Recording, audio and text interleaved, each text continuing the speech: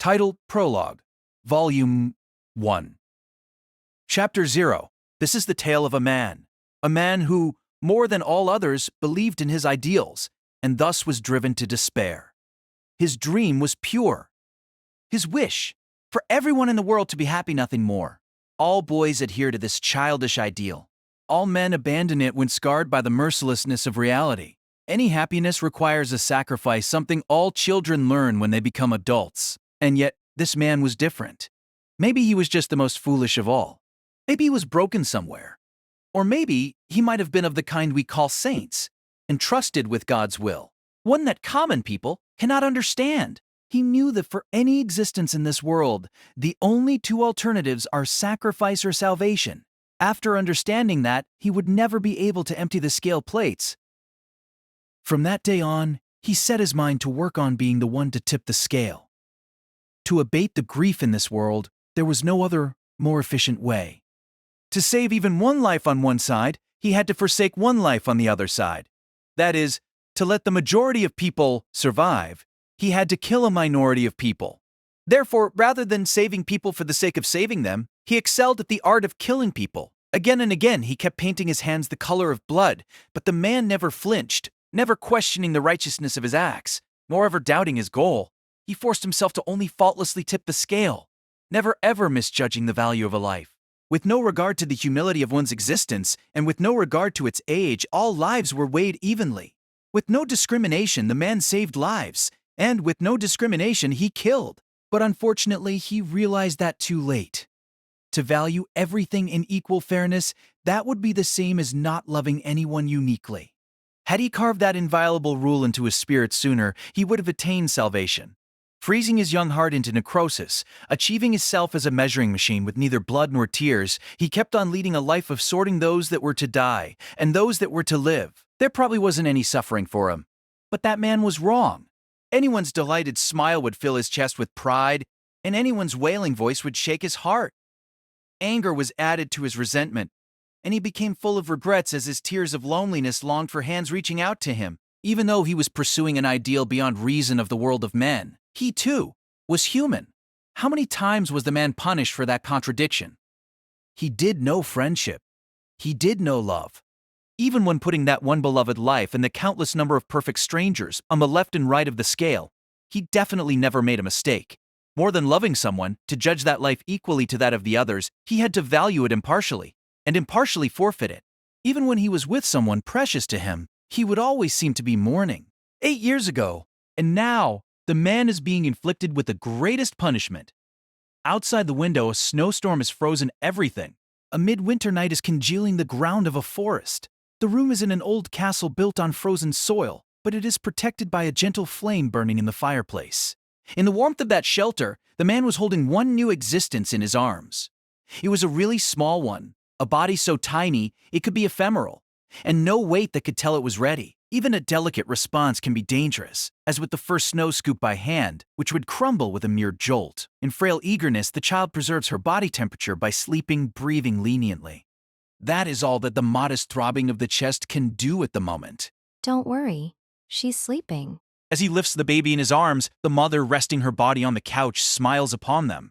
From the haggard look of the child, she isn't fine yet, and her complexion isn't perfect, but even so, her beautiful face, reminiscent of a jewel, doesn't decline in any way. Above all, the color of bliss brightens her smile and erases the exhaustion that should have worn out her gentle look. She would always be difficult and cry. Even with the nurses, she should have gotten accustomed to. It's the first time she's let herself be held so quietly. She understands, doesn't she? That it is fine because you are a good man. Without answering, dumbfounded, the man compares the mother on the bed with the child in his arms. Had Iris Field's smile ever looked that dazzling? She originally was a woman of little happiness. Nobody would have thought of giving her that feeling called happiness. She wasn't a creation of gods. She was created at the hands of men. As a homunculus, such a treatment was normal for that woman. Iris Field had never had any wish. Created as a puppet, brought up as a puppet, maybe she never even understood the meaning of happiness to begin with. And now, she is beaming. I'm really glad I had this child. Quietly bringing forth her love, Iris Field von Einsborn spoke, watching over the sleeping child. From now on, she will be first and foremost an imitation of a human. It may be tough, and she might hate the mother who gave her such a painful life. But, despite that, I am happy. This child is lovely. She is splendid. Her appearance is nothing unusual, and looking at her, she is a lovely baby. Yet, while inside the mother's womb, a number of magical treatments were conducted on the unborn body to rearrange it so that even more than her mother, she was different from humans. Although it was born, its usefulness was restricted, so that it would be a body that is a mere cluster of magic circuits. This is the true nature of Irisfiel's beloved daughter. Despite such a cruel birth, Irisfiel still said, "Fine, giving birth to such a thing. Being born is such a thing, she loves this existence, finds pride in it, and smiles." The reason for that strength, that bracing heart, was that she was, without a doubt, a mother. The girl who could only be a puppet found love and became a woman, and found an unswayable strength as a mother. That must have had the look of a happiness that nobody could invade. Right then, the bedroom of the mother and child, protected by the warmth of the fireplace, was indifferent to all despair and sorrow. But the man knew better. That to the world he was part of, the snowstorm outside the window was the most appropriate. Eerie, By firing one single word, the man's chest felt like it was pierced through by a blade. That blade was the peaceful, sleeping face of the baby and the dazzling smile of the mother. I will be, someday, the plight that will kill you. As he felt like vomiting blood, Irisfiel nodded with a peaceful expression to his declaration. I understand. Of course. That is the earnest wish of the Einsburns. That is what I am for. That was the future that was already decided.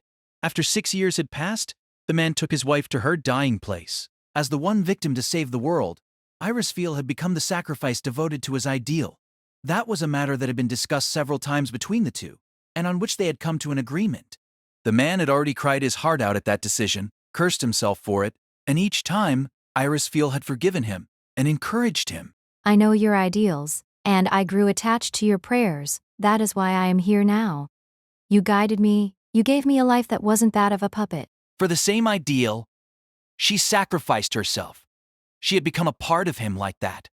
So was the shape that took the love of the woman Irisfiel. Because it was her, the man was able to permit it. You don't need to grieve over me. I am already a part of you.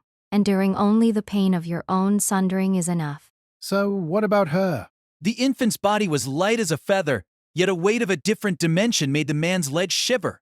He couldn't understand yet, nor was he prepared for what he would inevitably do when placing that child against the ideal he carried.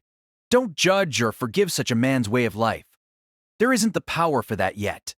But even with such a pure life, his ideal is merciless, with no regard to the humility of one life and no regard to age, all regarded evenly. I am not fit to hold her.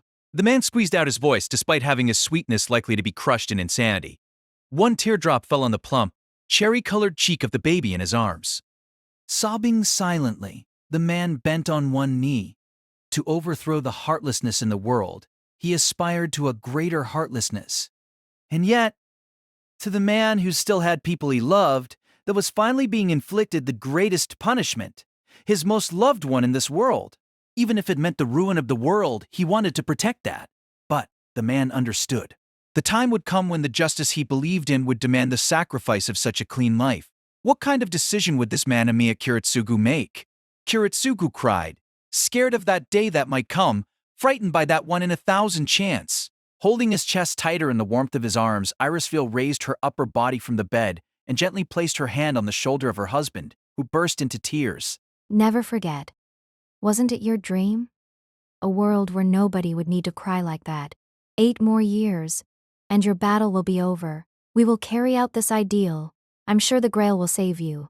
His wife, fully understanding his agony, caught Kiritsugu's tears as kindly as possible. After that day, you must hold that child Ilyasfiel once more. Stick out your chest as a normal father.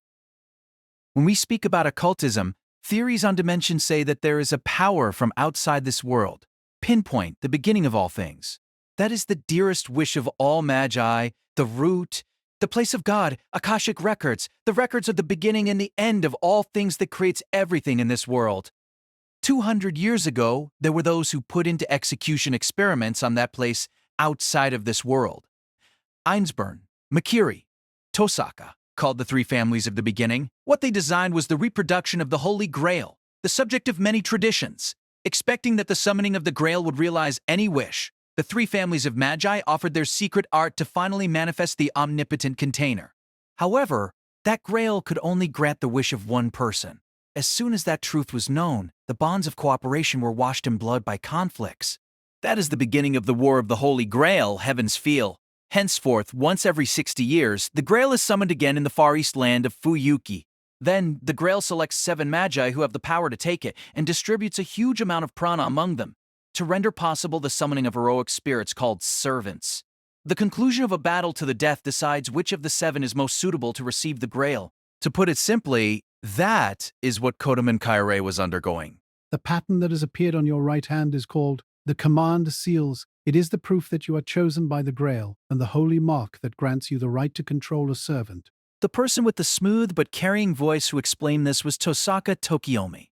In the room of an elegant villa built atop a small hill in the neatest district in the south of Turin, Italy, 3 men sat on a lounge chair. Kairei and Tokiomi, and the father who introduced them and mediated the conversation, Kodomin Raizei, Kairei's actual father. For the friend of a father who would soon reach 80, that Tosaka was an eccentric Japanese. He did seem to be around the same age as Kairei, settled, and with the presence of an expert. From the lineage of an old distinguished family, even by Japanese standards, this villa was his secondary residence, as he said, but the most interesting was that he would casually declare himself as a magus. Being a magus isn't such a strange thing as it may sound. Kairei was, as his father, a clergyman, yet the duty of the father and son greatly differed from what ordinary people know of a father. The Holy Church, that people like Kairei belonged to, had a doctrine that was outside the bounds of miracles and divine mysteries, but would bear the role of exterminating the stigma of heresy and burying it into oblivion. That would be taking a standpoint from where they could supervise a blasphemy such as magecraft. Magi conspire with Magi only and are organized in a self-preserving group that calls itself the Association, which presents a threat as a rival to the Holy Church. At the present time, they have both agreed to preserve a temporary tranquility. But even so, a state of affairs where a father from the Holy Church and a magus would gather in the same building for a lecture would be unthinkable. As for the case of Raizei, the father, the Tosaka family was one to which the church already has old connections. Despite being a house of Magi, it was the previous night that Kirei had discovered the surfacing pattern shaped in 3 marks. He had then consulted his father, and Raizei had immediately taken his son to Turin the next morning to meet that young magus. From then, after a hurried greeting, the explanations Tokiomi had given to Kirei in this secret meeting were concerning the same war. Heaven's Feel. The meaning behind the mark that had appeared on Kirei's hand, that is, the product of Kairi acquiring the privilege to dispute the chance of getting his desire by a miracle through the 4th recreation of the Holy Grail that was to happen 3 years later. Not that he would refuse to fight. Kairei's duty in the Holy Church was, in essence, direct removal of heresy, meaning he was a fully fledged combatant. You could say that it was his very duty to wager a life-and-death bet against a magus. Rather, the problem was the contradiction that it required Kairei, a clergyman, to participate as a magus in the Heaven's Feel that was a dispute between Magi. The thing about the Heaven's Feel is that it is a battle that uses servants as familiars. So to keep on going forward, the elementary magecraft for the summoning itself becomes required. Essentially, the 7 persons who are selected as masters of the servants have to be Magi. It must be exceptional for someone like you who doesn't make a living out of magecraft to be recognized by the Grail at such an early stage. Does the Grail have preferred people to select? Tokiomi nods to the yet unconvinced Kairei. I mentioned the 3 families of the beginning, for the granting will favor the Magi related to the Makiri, who have now changed their name to Mato, the Einsburn, or the Tosaka houses. In other words, Tokiomi lifted his right hand to show the threefold pattern. As the current head of the Tosaka family, I will participate in the next battle. Then was this man planning to cross arms with Kairei after having kindly guided him so thoroughly? Although Kairei couldn't comprehend that, he carried on with his numerous questions. I wonder about the servants you mentioned earlier. Heroic spirits summoned and used as familiars. You said... It may be hard to believe, but that is the fact. That could be the one wonder of this Grail. If you consider that making this impossibility possible is the power of the Grail, you understand how outrageous a treasure it is. In the end, even the summoning of a servant is but a mere fragment of the power of the Grail. As if to say that he himself was dumbfounded by what he was saying, Tosaka Tokiomi sighed deeply and shook his head. Heroic spirits from between the ancient age of gods up to at best a century ago can be summoned. 7 heroic spirits follow 7 masters, each protecting their own master and exterminating the enemy masters. Heroes from any era and country are summoned into the present era and would meet in a deadly competition for supremacy. That is the Holy Grail War of Fuyuki Heaven's Feel. Such a monstrosity? In a place where thousands of citizens live? All magi followed the common idea of hiding themselves. It's the one obvious way to go in this era that believes science to be the sole universal truth. Revealing their existence is definitely impossible when we take the Holy Church into consideration as well. But you would have to conceal a power that can bring a catastrophic disaster with heroic spirits. Using 7 servants in a conflict between humans in the present era and have them clash together. It is practically the same as ordering a slaughter of massive caliber in a war. Of course, it is implicitly understood that the confrontation must be held in secret. You need a well-prepared supervision to make sure of that. Having remained silent until then, Kairei's father, the priest Ruezi, came forward and voiced his part. Does the church serve as a referee in a conflict between mag? Both Kairei and Raizei, father and son, have a place in the section called the Assembly of the Eighth Sacrament. A duty of that group in the Holy Church is to recover control of Holy Grail. Appears in many tales and legends, and the importance of the Grail in the doctrine of the Church is particularly large. At the words of his father, Kairei could but tilt his head. Please wait. Isn't the chosen church supervisor expected to be fair? It is a problem if a participant is a blood relative Favre Jeffen. The unusual smile of the stubborn father was implying something that Kairei could not read. Kodamine-san, you shouldn't trouble your son. Let's move on to the real question. Tosaka Tokyomi explicitly urged the old priest to the point. Which is? That's how it is. Otherwise, the Holy Church would not be content with just the role of a silent supervisor. If the Grail turned out to be an actual holy relic, the Church would bypass the ceasefire agreement and plunder it out of the hands of the Magi. Then, if we eliminate it as a heresy, I see. Kairei was gradually catching up to the true motive of this interview since his father was intermingling with Tosaka Tokyomi, a magus. Tosakakyomi nodded, then resumed speaking. Reaching Akasha. There is no greater purpose than this to us Tosaka.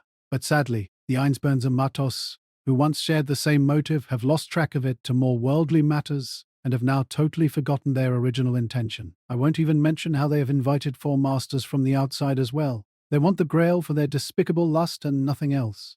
That would mean that the Holy Church would approve of no one else but Tosaka Tokyomi as the bearer of the Grail. So Kairei understood more about his assignment. So you would like me to participate in the next Grail War to let Mr. Tosaka Tokyomi win? That's it. Finally, Tosaka Tokyomi showed the first sign of a smile.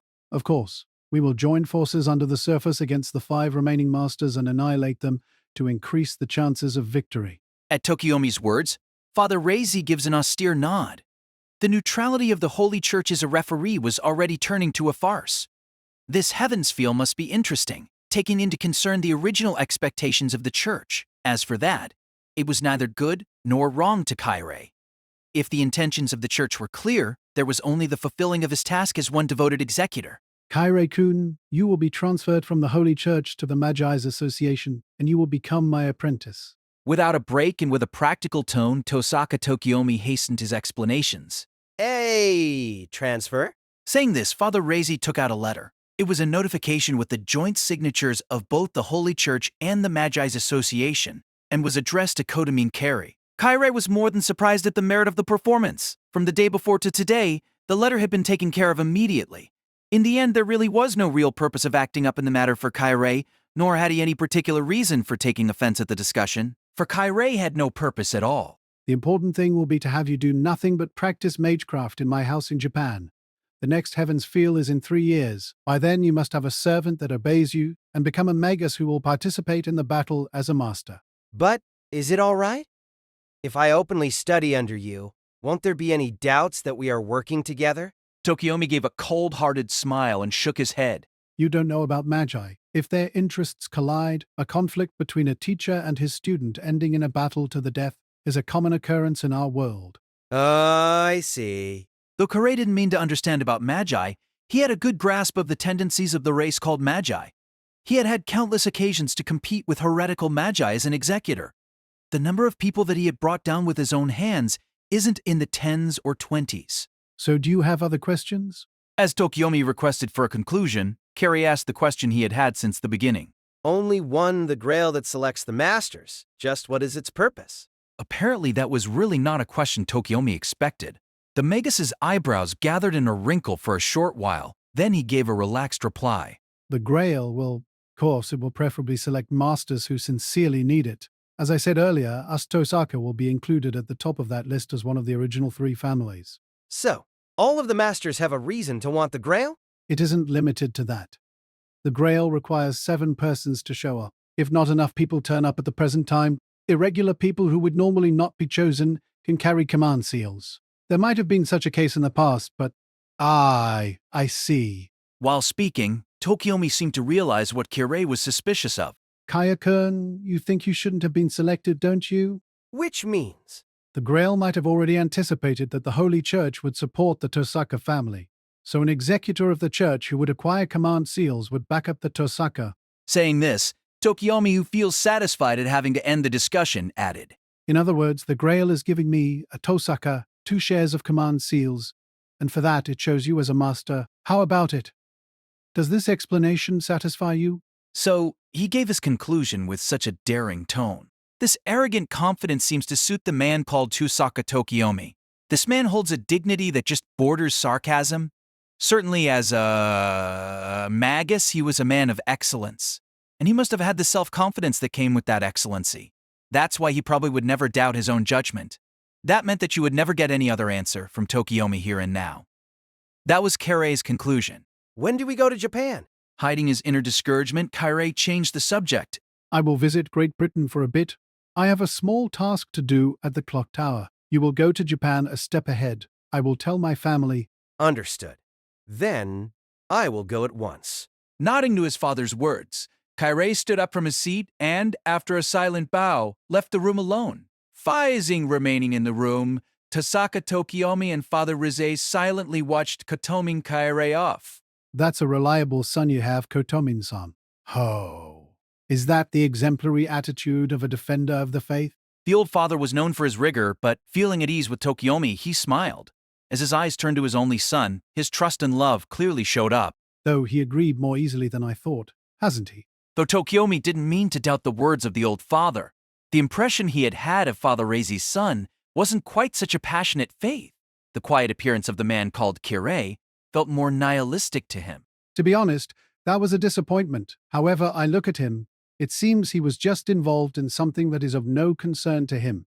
Speaking ambiguously, Father Reizi started muttering gloomily. Oh, Tokiomi was at loss of words under the unexpected circumstances. Reizi sighed in his speech. Tokiomi kept gazing straight at him. Tokiomi deeply bowed at the old priest's words. I am obliged. My debt towards the Holy Church and both generations of the Kotomin family will be carved as a family precept. Yes, my grandfather's regrets, the dearest wish of the Tosaka, this is what my whole life has ever been for. Hiding how much his self-confidence was suffocated by the weight of his responsibilities, Tokiomi nodded resolutely. This year, I will reach the Grail. I will make sure of that. At Tokiomi's dignity, Father Reizi blessed the memory of his late friend. My friend. Finally, Kirei put in order the many impressions he had had of the man called Tosaka Tokiomi, whom he had met just then. Perhaps he had led a hard life. As if pride was proportionally converted to the experienced hardship, he was a man endowed with a firm dignity he could rightfully boast about. He understands that sort of personality quite well. Kirei's very father was of the same kind as that Tosaka Tokiomi. Men who have defined the meaning behind their birth, behind their own existence, and followed it without a doubt. They definitely would never waver, never hesitate, forging it into an iron will of acting with a clear objective, vectorized only by the fulfillment of something that was identified as their lifelong goal in any aspects of their life. The form of this conviction can be, in the case of Kirei's father, a pious faith. And, in Tosaka Tokiomi's case, perhaps it was the self-confidence of one who was chosen, but privilege not for the plebeians, and the self-consciousness of someone with a responsibility to shoulder. He was one of those remaining genuine aristocrats you would rarely find nowadays. From then on, the existence of Tosaka Tokiomi would probably hold important implications for Kirei, but even so, he was of a type that was incompatible with Kirei's kind.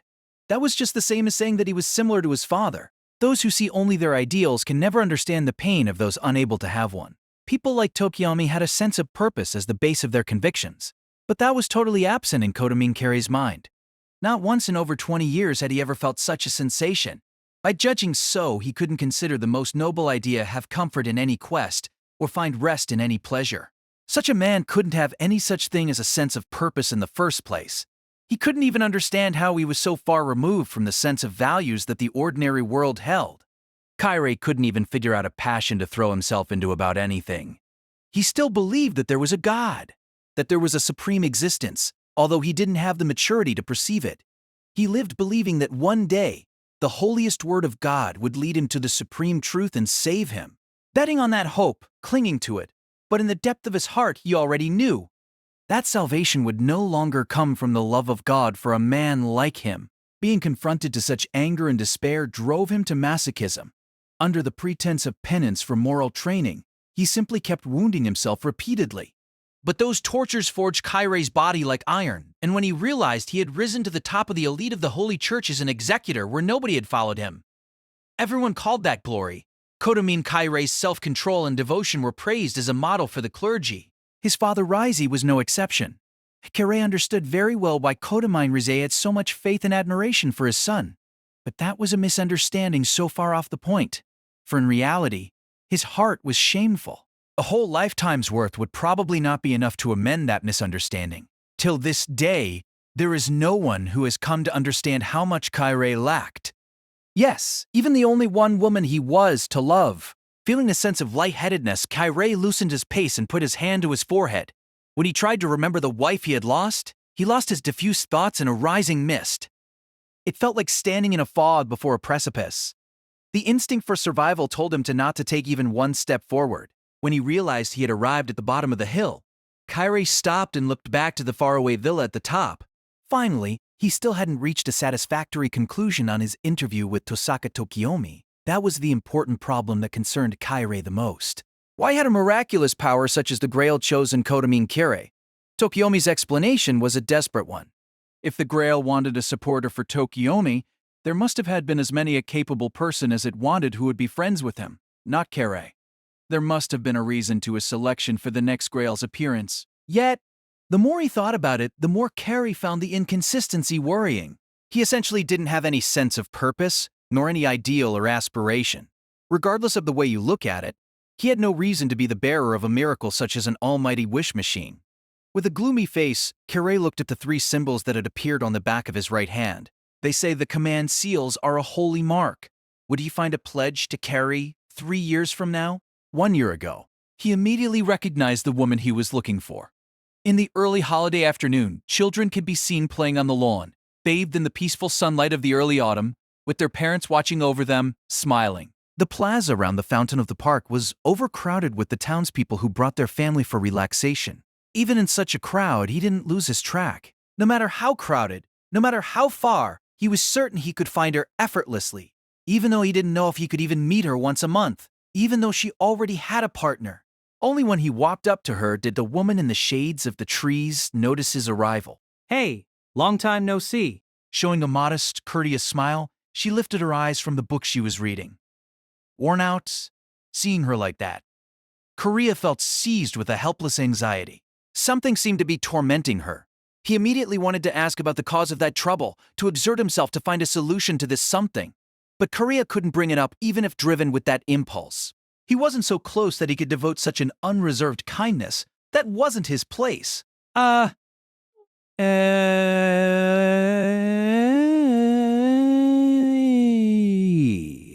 In his sweet dreams, her smile surely appears, but he doesn't have the courage to face her when he is really in front of her. It has been so for the past 8 years, and Korea will probably never be able to face that smile forever after. There, playing in the middle of the other kids on the grass, the twin ponytails happily dancing about. Though very young, the girl already showed signs of the beautiful face she has inherited from her mother. "Rin-chan," Korea called, waving a hand. As soon as she noticed the girl he called Rin rushed toward him with a bright smile. "Welcome back, Uncle Korea. Did you bring me another present?" The young girl seems to be oblivious to the voice of her embarrassed mother. Rin's eyes shine with expectation, and Korea, responding with the same smile, holds out one of the 2 presents he carries behind his back. What? Beautiful! An elaborate brooch made of glass beads of various sizes captures the heart of the girl at the first glance. Though it might seem a bit much for a girl her age, Korea is well aware that Rin has precocious tastes. Uncle, thank you as always. I will take care of it. If you like it, Uncle is happy too. Gently stroking Rin's head, Korea looks for the intended recipient of the other present he brought. For some reason, she is nowhere to be found in the park. Say, so where's Sakura-chan? Hearing Karia's question, Rin's smile immediately vanished. Her face looked as if she had stopped thinking at all. The face of a resigned child forced to mindlessly accept reality. Sakura, she's already gone. With a blank look, Rin gave a monotonous reply. Then, as if avoiding Korea's question, she ran back to the kid she was playing with earlier. Bewildered by Rin's incomprehensible words, Korea looked at Rin's mother questioningly with sudden realization. She turned her eyes away to an empty spot with a gloomy look. What's that mean? Her tone was dry but more courageous than her daughter Rin's. Ma-to. The name, sounding deeply familiar, yet abominable, violently ripped out Karia's heart. That can't... What the hell does it mean? Aoi-san. Crushing Korea's heart, Rin's mother, Tosaka Aoi gave a harsh, cold-hearted reply, never looking at him, as if indifferent. How could you accept that? For that reason, mother and child, older sister and younger sister, were separated. Of course she wouldn't agree, but both Aoi and even the young Rin knew well why they cannot but accept it. That is because this is what it means to live as a magus. Korea knew that cruel fate all too well. Are you fine with it? Aoi replies with a feeble, bitter smile to Korea's rock-hard voice. And, facing Karia who tried to speak again, the Magus's wife gently, but clearly, stopped him. She finished with a slight nod. With this, Korea couldn't move anymore. As if he had turned into one of the trees in the park. His chest felt tight from weakness and helplessness. Since long ago when she was a girl, then when she became a wife, and even after she had 2 children, Aoi's attitude toward Korea had never changed. 3 years older than him, friends since infancy, she had always attended to Korea, kindly and without constraint, like a real sister to a brother. This was the first time that she so clearly pointed out their respective position. With Aoi watching over her, Rin was playing brightly, full of energy, as if to chase her grief away. As if Rin's very behavior was the reply that pushed back the speechless Korea beside her, Tosakaka Aoi showed him only the profile of a peaceful mother in the holidays. But Karia still didn't miss it. There was no way he could miss it. The firm, serene Tosaka Aoi, who accepted her fate. She couldn't even completely conceal the tears gathering at the corner of her eyes. Korea hastened through the scenery of the hometown he thought he would never see again. Every time he came back to the city of Fuyuki, he would never cross the bridge to Miyama. That must have been 10 years. Unlike the Shinto area where business went on every day, nothing had changed in this neighborhood where time seemed to have stopped. Quiet streets filled with memories, but not a single pleasant one would come back if he stopped to have a look. Ignoring such a worthless nostalgia, Karia thought about his dialogue with Aoi an hour ago. Are you fine with it? The thoughtless reprieve Aoi threw at him while turning her eyes away. He hadn't used such a sharp tone in several years. Don't raise your eyes, don't be a bother. That's how he had lived. Anger, hatred. Karia had left it all in the desolate streets of Miyama. After throwing away his hometown, Korea had never made a fuss over anything. Even the foulest, ugliest matters were nothing compared to what he had hated in this land. That's why, yeah, it must have been 8 years since his voice last held such feelings. That time, wasn't it with the same woman Karia had used the same tone, the same words? Are you fine with it? He had shot the same question that time, turning toward a senior childhood friend the night before she received the name of Tasaka. He never forgot. The expression she had at that time, she had given a small nod, as if she was sorry, as if apologizing, yet still blushing with shyness. Korea had been defeated by the quiet smile. Starting at the front door, the small but risky dispute soon carried out inside the Mado residence where Korea settled down on a sofa of the drawing room. I thought I told you never to show your face in front of me again. Sitting facing Korea, the small old man who spat the detestable words is Mado Zoken, head of the family. He was so withered that his bald head and limbs looked like he was mummified, yet the light deep in his eyes filled his spirit. Both his appearance and personality made him an uncommon, mysterious person. To tell the truth, even Korea couldn't determine the exact age of the old man. The aberrant entry in the family register said he was the father of Korea and his brother. But even at his great-grandfather, his ancestor at the 3rd generation, there were records of the old man named Zoken in the family tree. There was no way to figure out for how many generations this man came to reign over the Mado family. Speaking of repulsive deeds, he was a magus who could be called immortal, stretching and stretching his age. A person at the root of the Medo bloodline with little direct connection with Korea.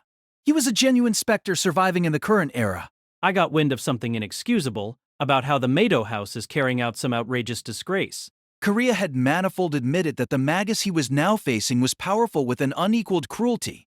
A man who was the personification of everything Korea had come to hate, despise, scorn throughout his existence. Even if that man were to kill him, Korea would definitely, severely hate him until the end. With the confrontation 10 years ago, Korea had faced that strong spirit and escaped the Matos, managing to earn his freedom. I heard that you took in the second daughter of the Tosakas. Do you want to preserve the Mato lineage of Magi that much? In the end, the son this Byakuya finally got turned out to be void of magic circuits. The pure-blooded Mato line has collapsed with this generation. But more than your big brother Byakuya, you are the one who has realized the basis of a Magus, Karya. If you had obediently received your inheritance and accessed the secrets of the Matos, we wouldn't be pressed by the circumstances. And this is all yours. But Karya, with a snort, deflected the threatening attitude of the old man who was heating up with foam on his mouth. Stop your comedy, vampire. What's with the fuss over having the Mato line persist? Don't make me laugh. There's nothing wrong for you even if no new Mato generation is produced. The discussion is over since you yourself will continue living for 200 years or 1,000 years, eh? As Karya guessed right, Zoken gave a leery smile, as if the anger up to now was a lie. That was the smile of a monster that doesn't even consider human emotions as splinters. As usual, you are a loveless fellow.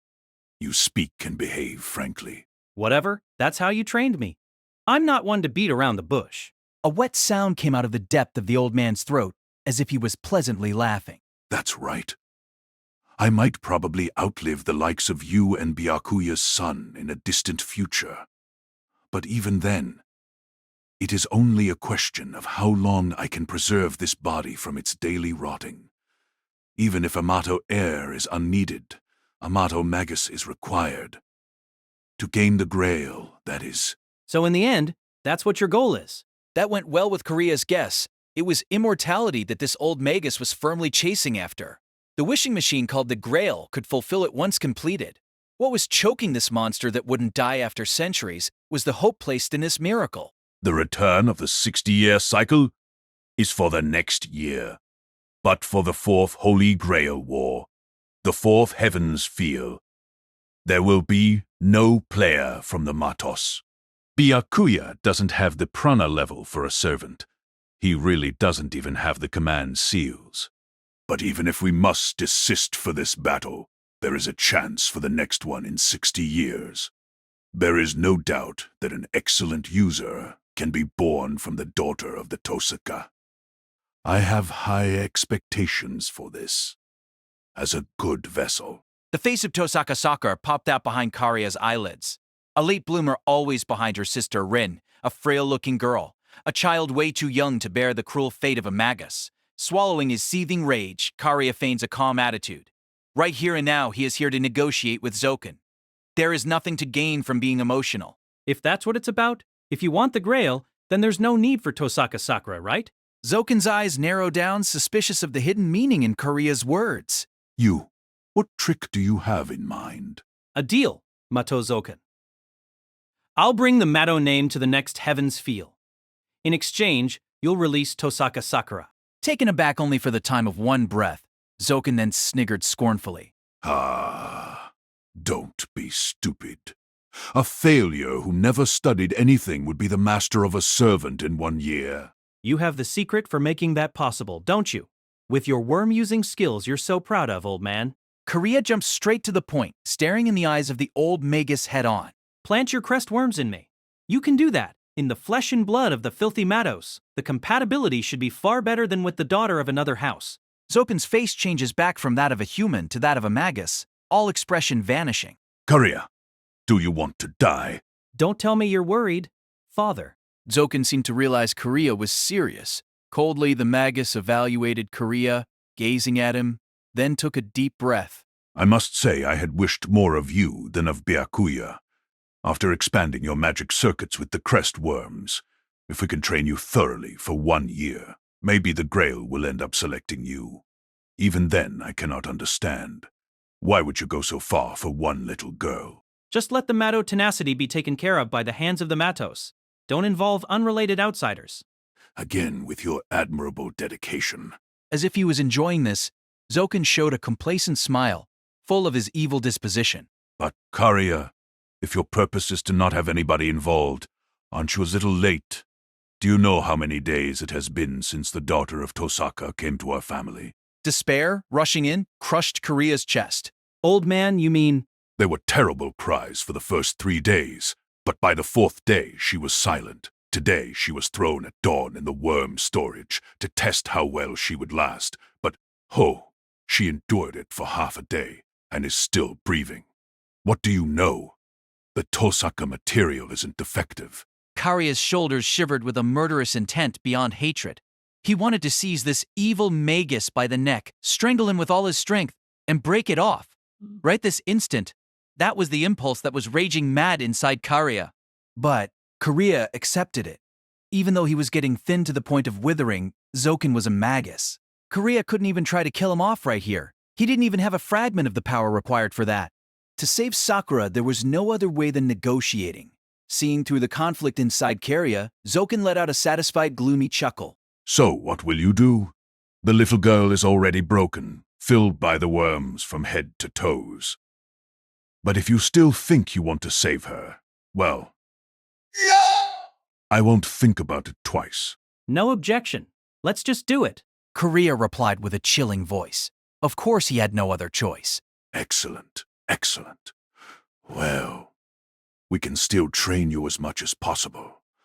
But know that I will go on with Sakura's training as long as you don't show any results. Cackling, the good humor of the old magus was making a fool of Korea and his rage and despair. Rather than reinstating a failure who had already betrayed us, the success rate of getting a child from this is far higher. I favor getting the best out of each opportunity one at a time. I am giving up on the Heaven's Field this time, since I already considered it a lost battle. But if in 1 in a million chance you could get the Grail, I agree.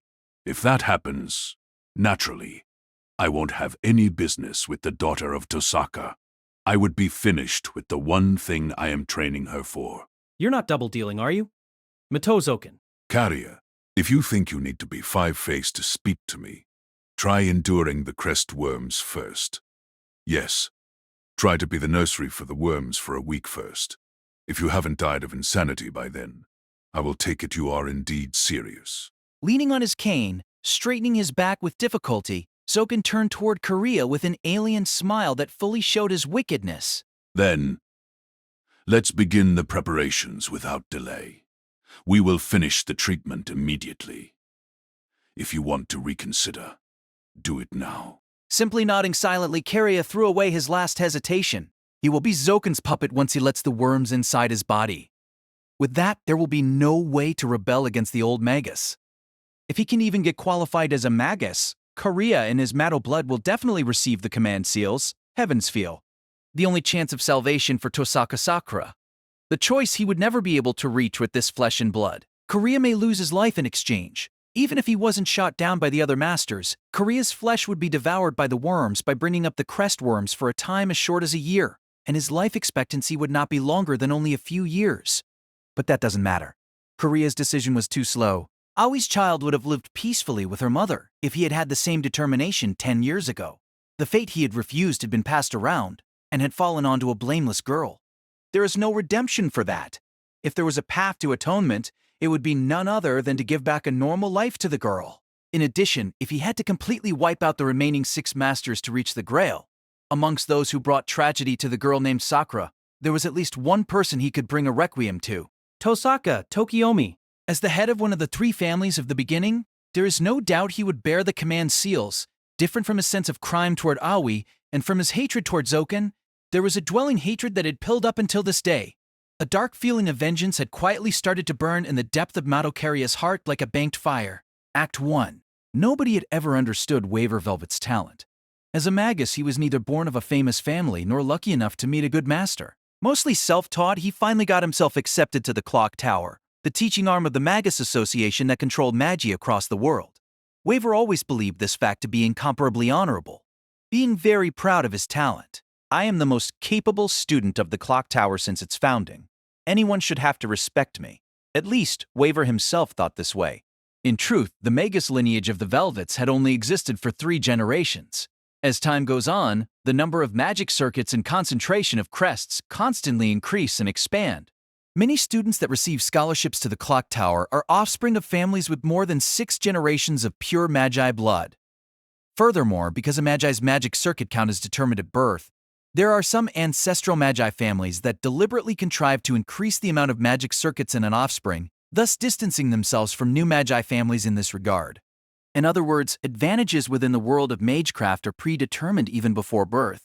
This is a commonly accepted point of view, but Waver did not see it that way. Differences in ancestry could be made up for by increasing experience. Even without exceptional magic circuits, the difference between quality caused by birth could be bridged through deep understanding and skilled utilization of magecraft. Waver had always believed that deeply.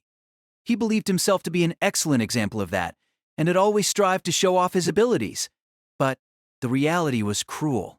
The workings of the clock tower are determined by those who boast of their ancestral bloodline, and those who endlessly fawn over them. Why are the expectations of a Magus's future dependent on his lineage?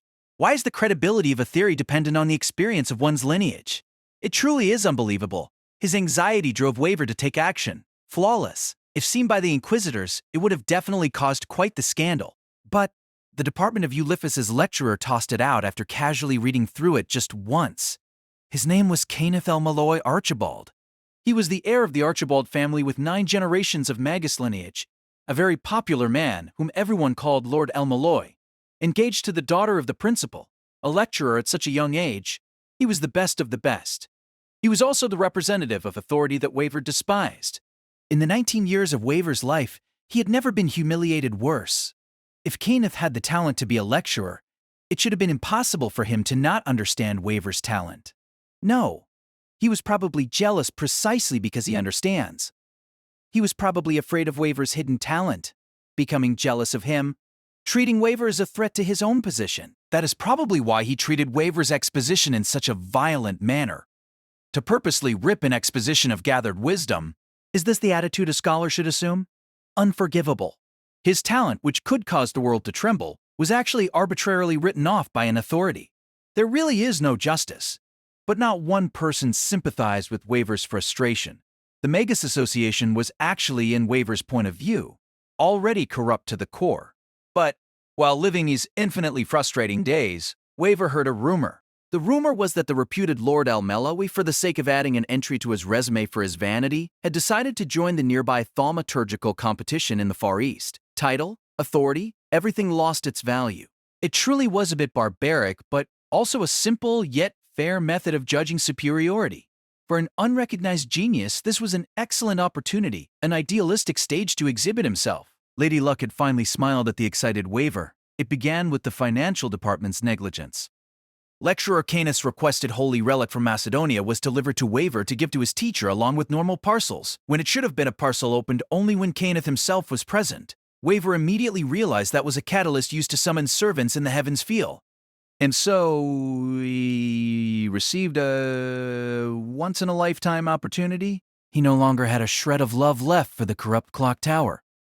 The glory of graduating as a valedictorian was trash compared to the honor brought by Fuyuki's Holy Grail.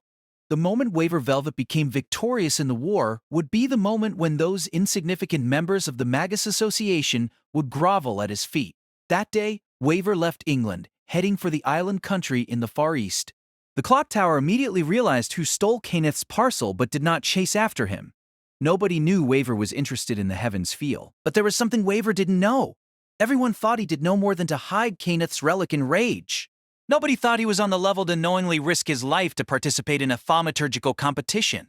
In that aspect, the clock tower really had underestimated Waver. In the far eastern village, Fuyuki City, the place that would decide his destiny, Waver hid under the blanket of the bed, desperately trying to hold back his laughter.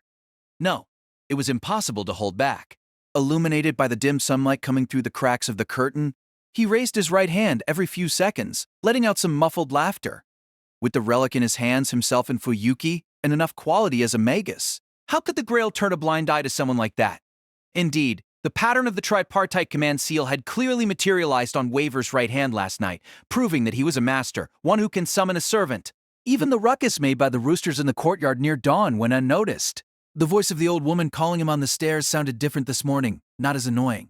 To begin this commemorable day, Waver quickly began changing. Although a backwater place for an island nation, Fuyuki City had a lot of tourists from other places. And precisely because of that, Waver's appearance, obviously different from that of the Japanese, did not attract too much attention. Even so, Waver was cautious and cast a suggestion spell on the old couple who had always lived alone, deceiving them into thinking that Waver was their grandson. He had very successfully used a fake identity to live comfortably here. He didn't need to pay hotel fees. It was like killing two birds with one stone. Things worked out perfectly. Waver began to have more and more admiration for his own ability to adapt. To fully enjoy this mild morning, Waver descended the stairs to the first-floor kitchen. Like any other morning, the plebeian dining room table was decorated with newspapers. The television news and cooking welcomed the freeloader openly. Yes, Grandpa. I was sound asleep until morning. Waver answered with a smile while he spread jam thickly on his toast. The soggy bread that cost only 180 yen per caddy wasn't very pleasant to chew. Usually, that was very unsatisfactory, so it could only be made up for by putting lots of jam on it. Glenn and Martha Mackenzie immigrated to Japan from Canada more than 20 years ago, but their son could not get used to the Japanese lifestyle and went back, creating a family in his home country. Their grandson, raised in Japan till he was 10, also went back. Not a single letter was sent, let alone a visit. 10 years passed in this manner. Discovering that information through hypnosis, Waver decided that that kind of family was ideal for him. Through suggestions, Waver transformed the old couple's impression of their grandson into his own image, successfully becoming their beloved grandson, Waver Mackenzie. Hastily making up an excuse, Waver hurriedly swallowed the bread in his mouth. I have a friend who sent his pet chickens for us to take care of for a few days. He's going on a trip and won't be home, so they'll be here temporarily. I'm returning them this evening. It seems like they didn't really mind, so the two easily believed it. The fact that these two old people were hard of hearing was good for him. The incessant crows of the three chickens nearly annoyed the surrounding neighbors to death that day. But the most stressed person was Waver. As soon as he found the command seals on his hand, Waver excitedly began preparing sacrificial offerings needed for the ceremony. He never thought finding a chicken farm nearby would be so difficult. He finally found one, but actually catching 3 chickens wasted nearly an hour. He finally got home just as the sky began to grow bright, covered with chicken droppings, hands pecked bloody. In the clock tower, animals used as sacrificial offerings were always prepared. But here, how can a genius Macus such as myself be in such a piteous state for catching merely 3 chickens? Having this thought, Waver almost cried out in lamentation. But staring at the command seals on his right hand, his mood began to gradually brighten. He decided to hold the ceremony tonight. Those annoying chickens could at most live until then. And Waver wanted to have the strongest servant, the relic hidden in the closet of the second-floor bedroom. That would be the catalyst for summoning a great heroic spirit. Waver already knew that much. The withering, half-decomposed piece of cloth was a piece of the cape that once hung on the shoulder of a king. The legendary king of conquerors who destroyed the Achaemenid Empire of Persia and created the world's first huge empire spanning from Greece to northwestern India. His heroic spirit would descend upon Waver through summoning tonight, to guide him to the glorious Grail. Grandpa, Grandma, I'm sending the chickens back to my friend's house tonight, so I might be a bit late. Don't worry about me. Eating cheap sliced bread at that long dining table, Waver was surrounded by life's greatest happiness. The noisy cries of those chickens were only slightly grating. The darkness was permeated by 1,000 years of ambition. Emiya Kiritsugu and Irisfiel answered the summons of the head of the Einsburn family, rushing to the Insburn's old castle sealed off by ice to the grandest yet darkest place in it, the ceremony chamber. In the Heavensfield rituals that followed, they never won, as their master always fell short. Their solution 9 years ago was to hire a magus specialized in fighting from outside the family. Emiya Kiritsugu can be said to be the trump card of the Einsburn family, ones who have always been proud of their pure bloodline. To accommodate him, they changed their family creed, only for the second time. Passing down the halls, Kiritsugu caught sight of a relatively new stained window. On it was drawn the Einsburn's holy maiden of winter, Lislai Justicia, and 2 magi waiting on her left and right. All 3 of them extended their hands to the Grail in the sky. It was easy to tell from the composition and balance how much the Einsburn looked down on the Tosaka and Mato, and their humiliation on having to rely on them. The painting communicated it all. If he was lucky enough to win and survive the upcoming war, thought Kiritsugu, laughing at himself bitterly, his own image would probably be displayed like that on a window, against his will. The old Magus king of this icy castle awaited Kiritsugu and Iris Fiel in front of the sacrificial altar.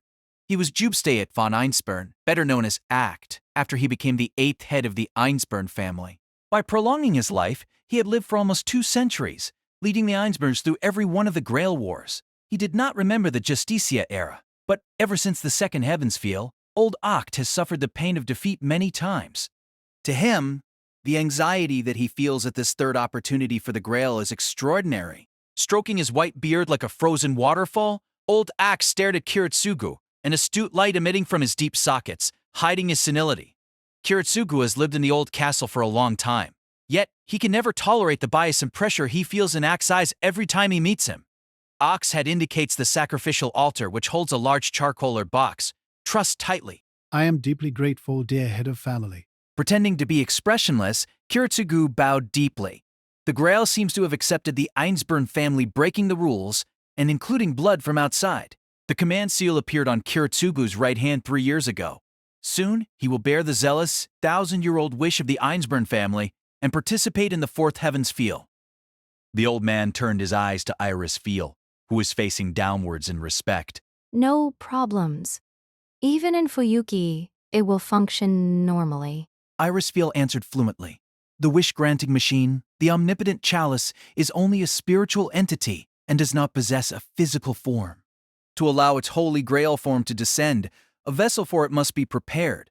As such, the War of 7 Servants for the Grail can be called a spiritual evocation ritual. The duty of preparing a vessel for the Grail ever since the beginning of the Heavensfiel has been carried out by the Einsburn family. For the Fourth War, the mission of creating the vessel has fallen to Iris Fiel. Therefore, she must leave for Fuyuki with Kiritsugu. She must be at the battlefield. Old man Act, eyes shining with insane strength, nodded seriously. Yes, sir. Yes, sir. Hearing the burning fervor in the old man's command, Magus and Homunculus, spouses bearing the same fate, answered simultaneously. But in his heart, Kiritsugu could care less about this old head of family's rigid desire. Achievement. Acht has condensed all of his emotions into this one word, and all of its infinite interpretations. Come to think of it, his spirit likely only has this rigidity towards achievement left. The materialization of the spirit is a miracle. 1,000 years seeking this lost miracle. In this long and arduous journey, they have long since lost their method and purpose. The Einsburn family continues to fight only to prove that their 1,000-year journey was not wasted, only for the confirmation that the miracle does exist. It doesn't matter. As per your expectations, through my hands I will grant you your sought-after Holy Grail. As to not lose to old man Axe enthusiasm, Emiya Kiritsugu said so in his mind. But that's not all. I will use that omnipotent chalice to grant my own deepest wish. Kiritsugu and Iris Fiel went back to their own rooms and opened the long box entrusted to them by the head of family. They were mesmerized by its contents. Who would have thought they were actually able to find this thing? The usually composed Kiritsugu right now seems deeply impressed. A scabbard made of gold and decorated with dazzling blue enamel. This sort of luxurious equipment should be called a treasure, to show dignity and nobility like a crown or a scepter, instead of a weapon. Engraved into the middle is an inscription of the long-lost fairy letters, proving this scabbard is not a work of man. Why isn't there the slightest flaw? Is this really the genuine relic made from an era over 1,500 years ago? This thing is a type of conceptual weapon. It definitely won't deteriorate physically, not mentioning that it's a holy relic that will be used as a catalyst. This treasure lies in the realm of magic. Legend says keeping this scabbard on one's body will heal the wounds of its possessor and can stop aging. Of course, the mentioned facts are magical powers provided by its original owner, meaning as long as the heroic spirit summoned is functional, this thing itself can be used as a master's noble phantasm. The scabbard's one-of-a-kind ingenious design and exceptional beauty entranced Kiritsugu, but in just a few moments his train of thought immediately changed to the direction of how to use it as a pragmatic tool. Watching Kiritsugu, Iris Fiel can't help but let out a small bitter smile. That's really your style. A tool is a tool no matter what, right? If you say it like that, even servants are the same. No matter how famous the hero, as long as it is summoned as a servant, to the master he is a tool. It is impossible for a person who has unrealistic fantasies about a servant to win this war. When showing his aspect as a soldier, Emiya Kiritsugu's profile becomes rock-hard and callous, quite unlike him as a father and a husband. Before, when Iris Fiel didn't understand him, She was truly afraid of that side of him. Only someone like you is worthy of this scabbard. This is grandfather's judgment. Is that really how it is? Kiritsugu's expression shows obvious dissatisfaction.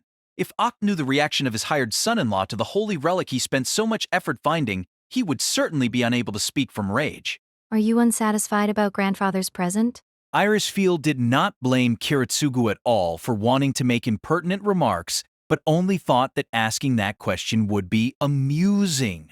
How can that be? He has done more than enough for us. There cannot possibly be another master who got a trump card as good as this. Then what are you so unsatisfied about? With such a perfect holy relic, the summoned heroic spirit will definitely be the one we want. But his and my personalities are too vastly different. Originally, the nature of the summoned servant will be affected by the master's personality.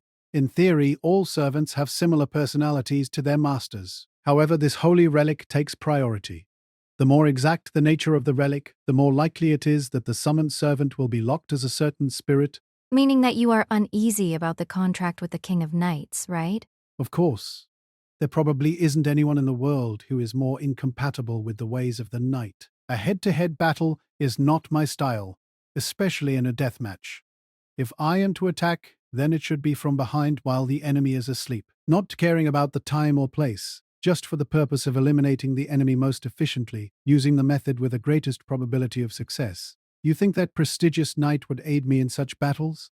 Iris Field became silent, focusing on staring at the shiny scabbard. Without a doubt, Kiritsugu was that type of soldier, attaining victory by any means necessary.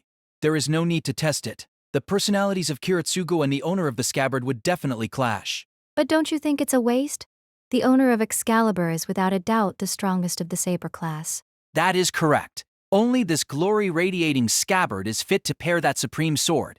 This is definitely the relic of that King of Knights whose tale has been passed down in legend since medieval times, King Arthur. That's right, Saber was already the strongest of the 7 classes conjured by the Holy Grail. And if this King of Knights occupied this position, I've obtained a virtually invincible servant. But the key here is the question of how to use this strongest battle force effectively. To be honest, if only the factor of being easy to control was considered, caster and assassin are actually more fitting to my style. Then, clashing with the Nandi flame style, extravagant decor of the room, a light electronic sound interrupted the two's conversation. Ah, finally here. On the heavy black sandalwood table was a randomly placed notebook computer. The marvelous combination was like that of a stitching machine on an operating table. Magus lineages with long histories have never found the convenience of technology. The Einsborn family is no exception. The small electronic device that looks strange beyond compare to Irisfield is a personal item brought in by Kiritsugu. A magus who does not feel repulsed from using such machines is very rare. Kiritsugu was one of them. When he requested that a telephone line and power generator be installed, he had a huge argument with the old head. That sound, what is it? The report sent from the fellow that infiltrated the London clock tower. I asked him to investigate the status of the participating masters in this heaven's field. Kiritsugu sat in front of the machine and began operating the keyboard skillfully. The LCD monitor displays one new mail. That is the new technology commonly known as the Internet in the cities, which Kiritsugu has already explained to Irisfield, but her patience shows that she does not comprehend a bit of it. Oh, there's information on the identities of 4 masters. The Tosaka participant is obviously the head of family Tosaka Tokiomi, a thorny person of the fire attribute who specializes in jewel magecraft. The Mato family seems to have forced that failure who couldn't succeed as the head of family into being a master. What nonsense!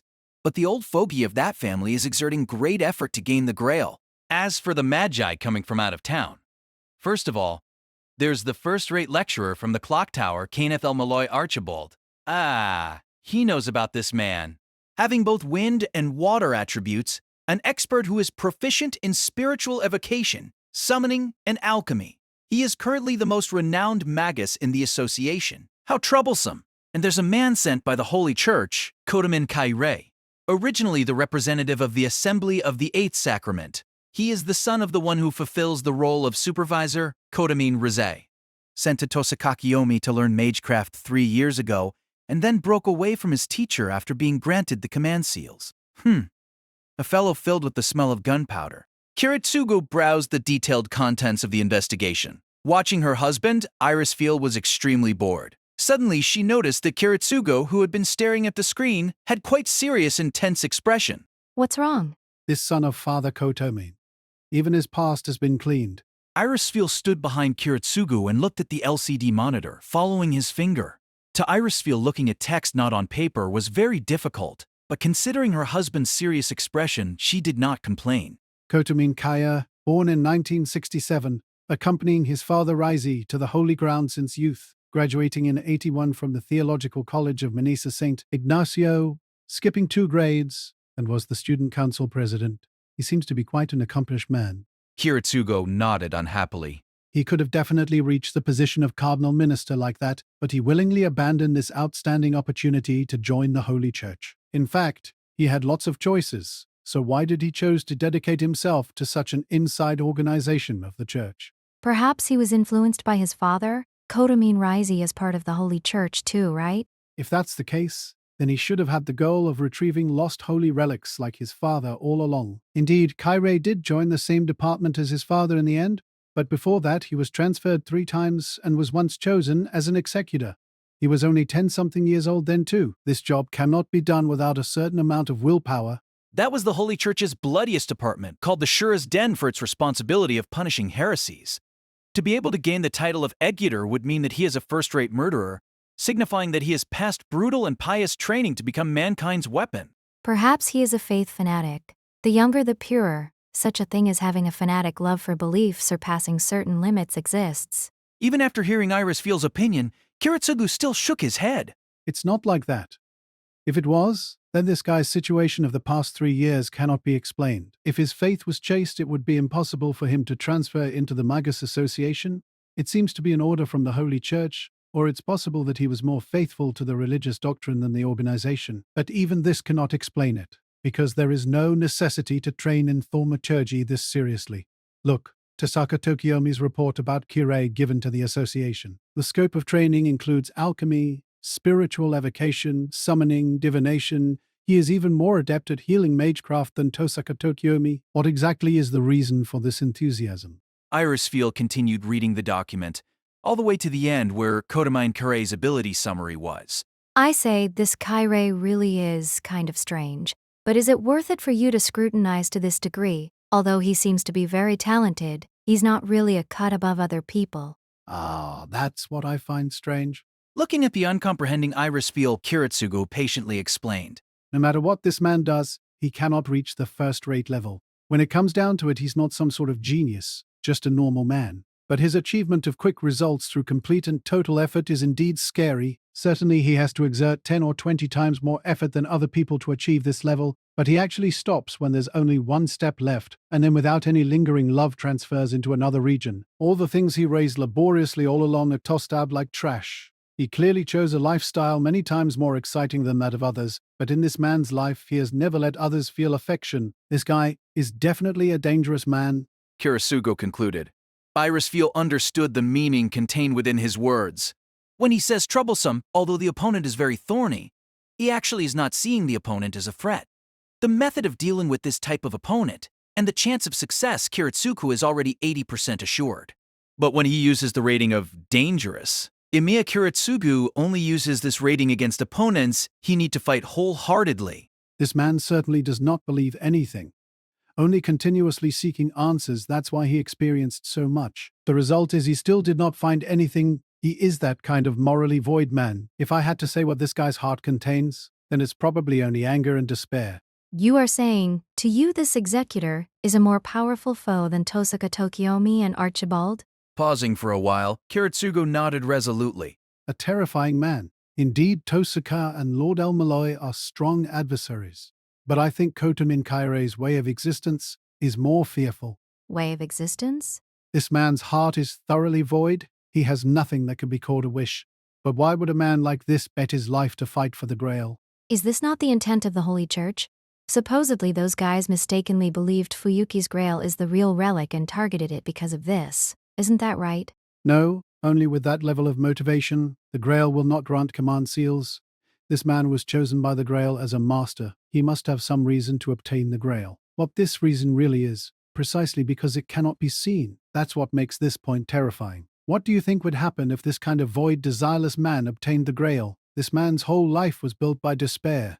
The power of the wish-granting machine, the Holy Grail, might be tainted by the color of his despair.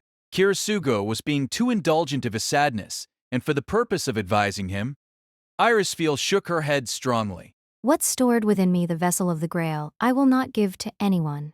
When the Grail is filled, the one who has the privilege of owning it, it's only you, Kiritsugu. The elders of the Einsburn only wish for the completion of the Grail. That is their sole desire. But for this young couple, after this, they still have wishes that need realization. Dreams that need realization.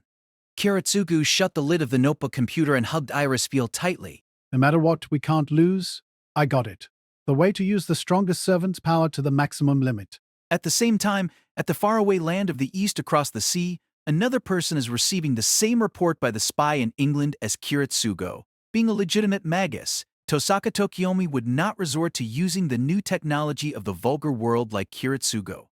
He is adept at using the Tosaka family's exclusive secret technique of communicating over long distances, a jewel magic passed down through the generations. Towering in Miyamacho of Fuyuki is the Tosaka Mansion, in Tokiomi's workshop set up below ground. An installment of experimental equipment similar to what is commonly known as the Black Pendulum was prepared. The difference between common physics experimental equipment and this is that this pendulum's massive bob contains a magic jewel of the Tosaka heirloom, and it was constructed so the ink flowing down from the string can moisten the jewel. The rock paired with the jewel of this pendulum is currently in the possession of Tosaka's spy. If this rock was placed in front of a roller and start writing, the matching pendulum's jewel would start to undulate. The ink dripping down would write perfect and errorless text on the roll-in paper underneath. That's the type of structure it was. Right now, the jewel on the pendulum and the rock on the other side of the globe in London are undulating in sync, and through watching this strange repetitive motion without a pattern, the reporter's writing began to smoothly and accurately resurface. Tokiomi, noticing this occurrence, picked up the paper without waiting for the ink to completely dry and began browsing what was recorded on it. No matter how many times I look at this setup, it always makes me feel like it's unreliable. Kotomin Kae, who's been standing guard off to the side all this time, expressed unscrupulous sentiments. Oh, so do you think fax is more convenient? Even so, as Kirei sees it, fax that can be used by anyone is more convenient. Anyone can use it. This inevitability is definitely something that Tokiomi cannot comprehend. It's perfectly reasonable that the techniques and knowledge of aristocrats and commoners are different. Even in the present, Tokiomi still bears this outdated mode of thinking. He is truly a legitimate magus. The latest report from the clock tower, the prodigy Lord Elmaloy seems to have obtained a lost relic. If that's the case, then it is confirmed that he will be participating. This is truly a thorny opponent. So it's clear there are now 5 masters, including myself. It really makes me worry that there's still 2 positions empty until even now. Why? It simply means that there are no suitable bearers for the command seals. When time is running out, the Grail will randomly fill the 7 slots regardless of quality. For the sake of having enough people, there should be 2 small characters. There's no need to be alert. That's really suited to Tokiomi's optimism. Having been his student for 3 years, Kei-Rei now understands his master very well. Although he's very thorough in preparation, he has a habit of missing small details once in action, and taking care of these small details in his stead is probably his responsibility. Kei-Rei has long since understood this. But speaking of being careful, Kai-Rei, nobody saw you as you entered this house, right? In appearance, we're already enemies. Completely according to Tosakokiomi's plan, the reality was twisted and announced. Kirei, who had been chosen by the Grail 3 years ago, carefully hid the insignia on his right hand according to Tokiomi's order, all the way up until this month before he announced the fact that the command seal is present on his hand. From that moment on, he severed his ties with Tokiomi as a contender for the Grail. No need to worry. Regardless of being able to see or not, there are no familiars or spells surveying this house. The voice of the third person cut in, and at the same time, a black shadow appeared beside Kei-Rei. The heroic spirit that's been accompanying Kei-Rei in spirit form all this time has, at this moment, appeared in front of Tokiomi. That skinny and tall shadow has a great difference in prana compared to humans. He's something inhuman. A strange one wearing a long black cloak and a white skull-like mask to shield his features. Yes, he is the first heroic spirit to be summoned in the Fourth Heaven's Field, the servant assassin who made a contract with Kodomine Kari Hassan Aisaba. As if understanding Tokiomi's position was higher than that of his own master, Kotomi and Kei-Rei, assassin politely reported with a bow. And then Kei-Rei said, As soon as a Grail-summoned heroic spirit appears, no matter which class it belongs to, it would definitely be reported to Father accurately and without error. Father Aize was the supervisor of the Heaven's Field, appointed as the head priest of and dispatched to the Fuyuki Church. Currently, he is in possession of a magical device known as the Spirit Board. It has the function of displaying the attributes of the heroic spirits summoned by the Grail. The identity of masters can only be confirmed by reports from people, but the quantity and class of appearing servants, no matter where they are summoned, will definitely be displayed on the Spirit Board to grant the supervisor better control of the situation. According to my father, my assassin is the only servant to have been summoned so far. Other magi taking action is still yet to come.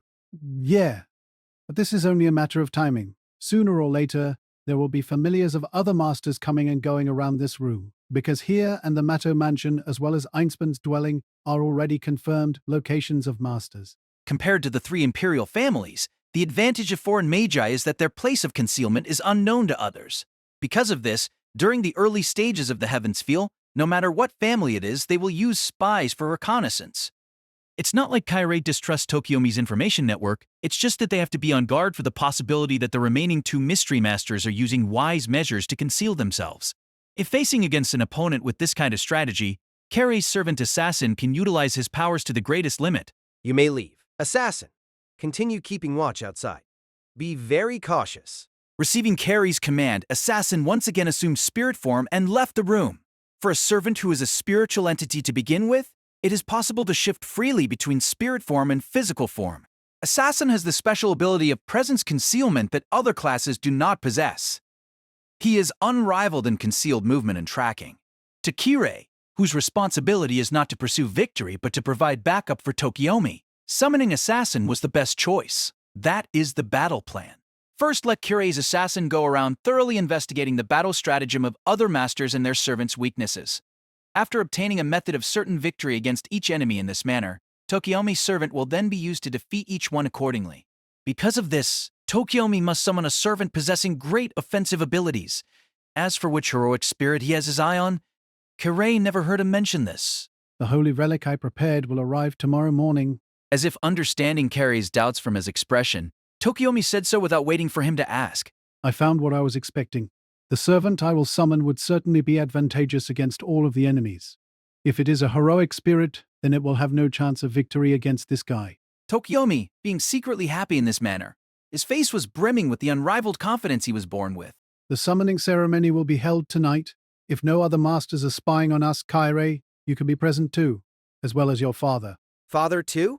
Yes. If he is successfully summoned, then our victory is assured. I want to share this happiness with everyone. Suddenly, Kairei noticed the pendulum's jewel. The jewel's movement on the roll paper did not cease. It was continuously writing. There seems to be more to come. Yeah. This is the investigation regarding another matter. This isn't the latest information. It's probably regarding my request for him to investigate Einsburn's master. Information on the Einsburn family who's cut off all contact with the outside world is difficult to obtain even in London's clock tower. But Tokiomi has already mentioned before that there was a lead on that master. Tokiomi rolled up the paper beside him and put it atop the writing table, then picked up the roll paper containing new text. This was something that happened 9 years ago. The Einsburns, who had been proud of their bloodline's purity, suddenly found a magus from the outside to be their son-in-law. This has even instigated much debate within the association at the time, but the only one able to see the truth of this matter, other than me, would be the old head of the Motto household. The magi of the Einsburn family, who only excel in alchemy, were not suited to combat since the start. This was also the contributing factor to their losses in the previous Heavens Feel rituals. These people seem to have finally lost their patience. This magus they found seemed to really fit the requirements. This name, I've heard it somewhere before. Supposedly, this is a dangerous person. Oh, does the Holy Church also know of this? The magus killer Emiya was really notorious at the time, not belonging to the association in appearance, but in fact was the association's higher-ups killing tool. So in the words of the church, he would be a sort of executor, right? Even worse than that in nature. He is a freelancing assassin who underwent special training to kill magi. Because only magi are most comprehensive of other magi, he will use methods most incompatible with the rules of magi to kill other magi. He is the sort of man who will utilize despicable measures nonchalantly. There was obvious hatred in Tokiomi's voice, yet Kirei began to bear interest for this man called Emiya Kiritsugu. He did hear rumors about this man. It seems he has opposed the Holy Church in the past, and there have been people who told Kirei to be very careful of this man. Kirei began reading the information passed on to him. Most of what was recorded was an investigation regarding Emiya Kiritsugu's battle strategy, the cases of missing persons and accidents believed to be magi he killed. but mainly, it was an analysis of his methodology. While reading, Carrie began to gradually understand why Tokiomi hates this man. Ambush and assassination was only the tip of the iceberg. Planting a bomb in public, striking down an airplane with many passengers on board. These were the type of unbelievable cases reported. It is also extrapolated that the tragedies of the past reported as major acts of terrorism were in fact the criminal acts of Emiya Kiritsugu for the sake of killing one magus. Although there is no convictive evidence, looking at the information given, it is a very believable story. Assassin. That word is very befitting. Magi opposing each other to the point of killing each other, these scenarios are common. However, it is purely a competition of magecraft and usually decided through a series of processes that abide certain combat regulations. Saying it like that, the Heaven's Feel also belongs in this category. Although called a war, it is not a chaotic deathmatch, but rather a series of strict rules and regulations exist. There isn't even a single line of text recording Kiritsugu having undergone a battle like this, using the regulations of Magi. The thing called Magus exists outside of human law to begin with, and that's all the more reason to strictly obey the rules of our own world. But this man Emiya completely ignores all rules. He does not have a bit of pride as a Magus. This kind of man is unforgivable. What you said was pride. Yes, even this man surely underwent strict training as a Magus. If that's the case, then he certainly has the faith to overcome and surmount difficulties. It is impossible to forget his original intent and desire, even after attaining success. What Tokiomi said is wrong. Submitting oneself to brutal training, even without any intent whatsoever. This kind of idiot exists in this world. Regarding this, Kairei understands better than anyone. So why did this Emiya Kiritsugu become a killing tool? It's probably because of money. After going into the Einspan family, he's washed himself clean. He's already obtained enough money as to not worry about it for the rest of his life. So that is only reasonable. It should be written on that report. That guy did more than just assassinations. He seems to have done other stuff around the world any chance he gets, for some extra money. It's just as Tokiomi says, nearing the end of the report, other than Magi-related incidents, there are lots of other experiences of Emiya Kiritsugu. So that's how it is. Kiritsugu can be placed in most of the conflicts going on around the world. He's not only a killing tool, but also did a lot of work as a mercenary. This document, can I borrow it to read in detail? Ah, sure. If you can analyze it in detail for me, then it would be a huge help. I'm still busy preparing for the summoning ritual tonight. Kairei left the workshop in the basement and returned to the ground floor. In the hallway, he ran into a young girl battling with oversized luggage. Good afternoon, Rin. Not wanting to especially entertain her, but merely greeting her normally. The girl stopped in her tracks and stared at Kairei with wide eyes. He has been in contact with Rin in this house for 3 years, yet the suspicion in the girl's eyes while regarding Kairei is not diminished. Good afternoon, Kairei. With a hardened voice, but still with the proper attitude, Rin returned Kairei's greeting. Although young, Rin already acts similar to her mother. Her actions refined and ladylike. She's not just anyone, but rather Tosaka Tokiomi's daughter. Being different from other students, her age was perfectly natural. Going out? That luggage is huge. Yes. Starting today, we will go to Grandpa's house for a bit. I'm even taking the cable car from that side to go to school. Because the Heaven's Feel was imminent, Tokiomi decided to let his family temporarily live in the neighboring district, his mother-in-law's house. The mother and daughter cannot be exposed to the battlefield. That is too dangerous. Of course, these are reasonable arrangements, but his daughter Rin seems to be very unsatisfied about this. Although her features are fine, her cute little mouth is puffed up, showing that she's unhappy. Although she's to be a future lady, no matter what, she's still just a kid. She can't be expected to totally act to that point. Kairei, you're staying with Father to help him fight, right? Yes, as his apprentice, this is what I should be doing. Rin is not a clueless child. As the Tosaka Magi's successor, she has already received Tokiomi's expert teaching. Regarding the imminent Fuyuki Heaven's Feel, she is equipped with some degree of knowledge. As to why she has to go to her grandpa's house, she can understand the legitimate reason. But what she's unsatisfied about is, after she's gone, Kirei's the only one left in the Tosaka house and could do whatever he wants. Rin has extraordinary respect for her father Tokiomi. Precisely for this reason, as the successor, Rin's dislike for Kairei is probably because he became Tokiomi's student first, learning magecraft from him. Kairei, can I trust you? Will you protect Father to the end, Dad? Will you promise me that? That is impossible. If this war was benign enough for me to promise you that, then there would be no reason for you and your mother to get out of harm's way, right? Kairei is unwilling to speak empty words to comfort her, and thus plainly spoke the truth. but Rin's eyes became fiercer, glaring at her impudent and shameless apprentice elder. As I thought, I don't like you one bit. Only when speaking upsetting words befitting her age, that's when Kirei has a favorable impression of this girl. Rin, don't ever speak such impolite words in front of others again. Otherwise, you will put the moral character of your father in suspect. This has nothing to do with father. Seeing as even father has been pulled out as a shield, Rin's anger caused her face to turn a profuse red. This is exactly what Kirei hoped to see. Listen up, Kirei. If father is hurt because of your errors, I will definitely not forgive you. At that moment, with what can be said to be the best possible timing, Oi's shadow appeared, already done with her preparations, but because Rin didn't come, she came to check out the situation. That is... Before her departure, she came to give me encouragement, lady. Kirei pretended to be calm and purposely helped Rin, but Rin became even angrier. But she can't say anything in front of her mother, so she turned to leave. I'll help you with the luggage.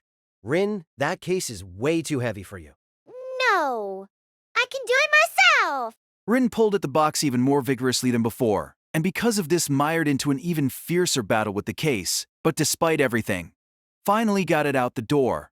Kirei knows that acting this way would be very unlike a mature adult, but he still wanted to laugh at Rin whenever he had the chance to. Aoi, who remained, gave Kirei a very respectful bow. I will do my best. Please don't worry. The way Kirei sees it, Tosaka Aoi is the perfect wife. Solemn and discreet, meticulous understanding of her husband and never interfering. Regarding loyalty as higher than love, and has respect for duty. In short, she's the model of the perfect wife and mother from older times. In an era where the feminist movement has begun to soak through society, she's like a character carved from stone. Tokiomi has really picked a person most compatible with himself as his spouse. Carrie stood at the door to see the mother and daughter off with his eyes, leaving not with a taxi, but a private car with Aoi at the steering wheel. Not only the chauffeur, but even all the servants, starting last week, have all been laid off. It is done to prevent from bringing harm to the innocent, and also as a kind of careful tactic against espionage. Tokiomi wasn't cautious enough to keep up his guard even against his servants. This suggestion was Kirei's, and Tokiomi was half forced to carry out this act. Before the car left, Rin was shielded from her mother's eyes and stuck out her tongue at Kirei, making a face. Kirei laughed bitterly and saw them off with his eyes, then returned to the now empty mansion. That night, as Kiria approached the basement of the Mato residence to face the final test, he accidentally met Sakura in the corridor. The frightened expression that emerged on Sakura's face when she first saw him slightly pricked Kiria's chest. At this stage of affairs, although there is nothing to be done, Kiria was still pained to know that he was now an object of Sakura's fear.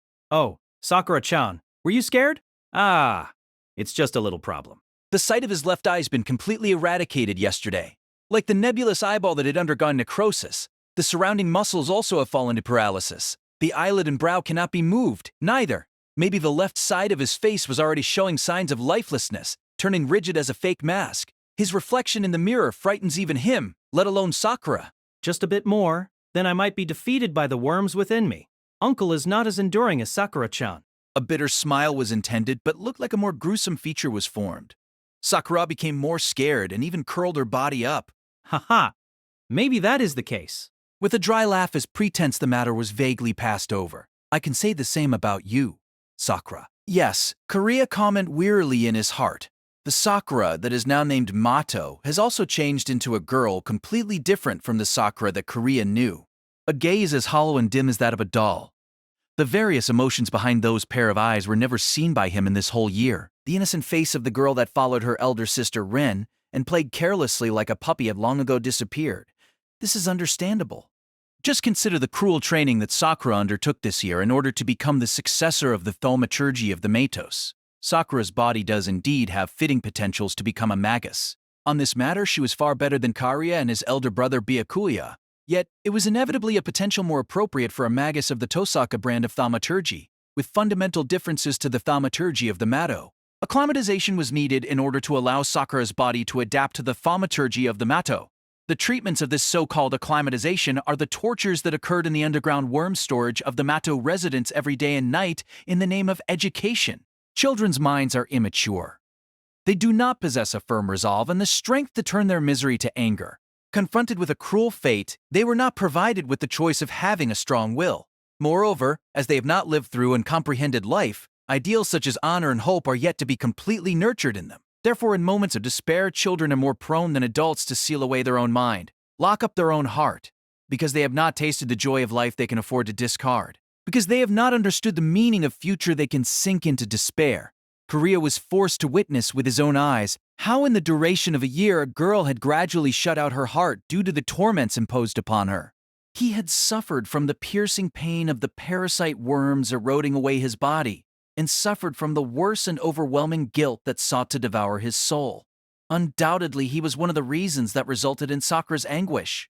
Korea cursed Madozoken, cursed Tosaka Tokiomi, and in the same time placed this curse upon himself. The only consolation was that the Sakura that has turned as introverted as a doll was only carefree when with Korea, and even occasionally uttering words of innocence when they met. Whether it was a relationship shared by those who endure the same pain, or a friendship forged while she was still called Tosaka Sakura, this girl continued to regard him as different compared to her Soken and Byakuya.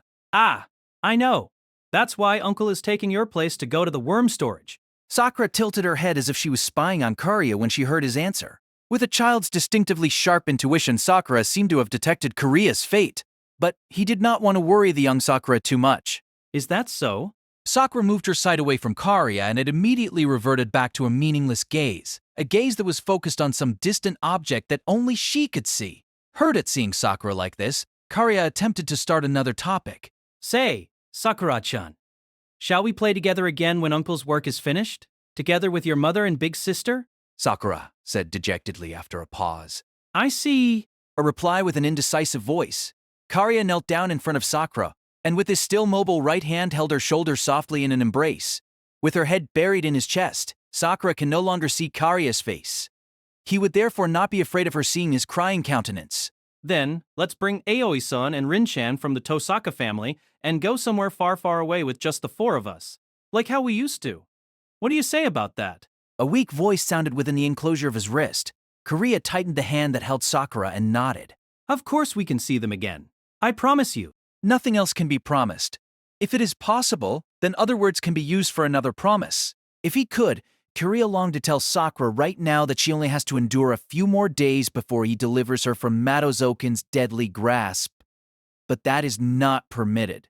As the only way she knew how to protect herself, Sakura had tried hard to paralyze her mind through despair and resignation. In order to counter the unbearable pain, the hapless girl can only destroy the sense of self that is still able to feel. How can you say cruel words such as you should keep hoping and you should look after yourself to a child like this? These lines that confer temporary solace can only save the speaker. Giving her hope means to take away the armor named despair that was cast upon her soul. If that is to happen, Sakura's young and tender mind would collapse within a night. Therefore, although they both lived in the Maida residence, Karia had never claimed to be Sakura's savior. He can only protect her by standing beside her, as an adult that has also been bullied by Zoken and as powerless as Sakura. Goodbye then. Uncle's gotta go now. Karia released Sakura, hoping that his tears have dried up. Sakura looked up solemnly at the decaying left side of Karia's face. Words of farewell seemed appropriate for this situation. She had accurately felt this, even though she was only a child. Karia prayed piously in his heart as he watched Sakura's retreating spiritless figure. Please do not let it be too late. Karia no longer cared about anything concerning himself. His life was already given to Aoi and Sakura, the pair of mother and daughter. If he had anything of his own that might be too late, it is the possibility that he might be dead before he had taken the Grail. The delay that he was truly worried in his heart was about Sakura. If Karia can successfully gain the Holy Grail and deliver Sakura back to her mother, can the girl who had sealed herself up tightly with despair one day break apart her solid shell and once again enter the world outside? The heartaches that Sakura endured this year would undoubtedly follow her throughout her life, but he hoped it would gradually heal as time went on. He hoped that her heart was not given torments that equated to a deadly blow. All that is left for him to do is to pray. The one that can heal the wounds in this girl's heart is not Karia. There is not much time left for him. He is unable to take up that job. That is a job for those whom in the future are guaranteed of their lives. Karia turned around and slowly but resolutely took a step on the staircase leading towards the worm storage room underground. In a clearing within a bush, at a corner of the small mountainous town of Fuyupi, Waver Velvet began his preparation of the summoning ritual after making sure that he was completely alone. Waver's nerves were held extremely taut the entire day due to the incessant crowing of the chicken, so much so that a ritual of purification of the mind was needed before the conduction. The shape of the magic circle has to be drawn on the ground while the dripping chicken blood was still warm. He had practiced the procedure many times, drawing the 4 encircling patterns of departure within erasure inside the summoning circle. No mistakes must be made. Shut. Shut. Shut. Shut. Shut. Shut. Shut. 5 perfections for each repetition, and now let the filled sigils be annihilated in my stead. Waver carefully spread the chicken blood on the ground as he chanted the incantation. In the underground workshop of the Tosaka residents in the same small mountainous town, the same preparations were being made for the same ritual. Yea first, O silver, O iron, O stone of the foundation, O archduke of the contract, hear me in the name of our great teacher, the Archmagus Schweinorg. Let the descending winds be as a wall, let the gates in all directions be shut, rising above the crown, and let the 3 forked roads to the kingdom revolve. Tosaka Tokyomi chanted the incantation loudly as he inscribed the magic circle, using not the blood of sacrificial victims, but the molten essence of magical gems. To prepare for this day, Tosaka have liberally used up all the gems that were full of prana stockpiled in his hoard. Beside him were the Kodamine father and son, Reizi and Kirei. Kirei gazed intently at the holy relic placed on the altar. At first glance it looked like a broken fragment of a mummy, but in fact it was claimed to be the fossil of the skin that was shed by the first snake in the world in ancient times, countless eons before. Kirei cannot help but feel a wave of fear at the thought of the heroic spirit it would summon. Tokyomi's reasons for his confidence were finally understood. No servant can defeat the heroic spirit that Tokyomi have chosen.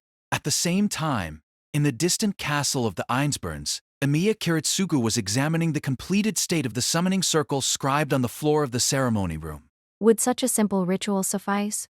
For Irisfiel, who was standing aside overlooking the procedure, it was surprising that the preparations were so plain. Maybe you are disappointed, but the summoning of servants never needed an extravagant spiritual evocation ceremony, because it is in fact not the power of the magus that summons the servant, but the power of the Holy Grail. As a master, I am only a cord that connects the heroic spirit with the world we reside in, and then merely provide him with prana necessary for materialization in this world. As if satisfied with the completed state of the summoning circle, Kiritsugu nodded and stood up. The holy relic was placed on the altar, the sheath of the legendary holy sword. According to this, victory should be within our hands. Have you accurately memorized the incantations of summoning? Meidozoken reminded Karia again and again for safety's sake.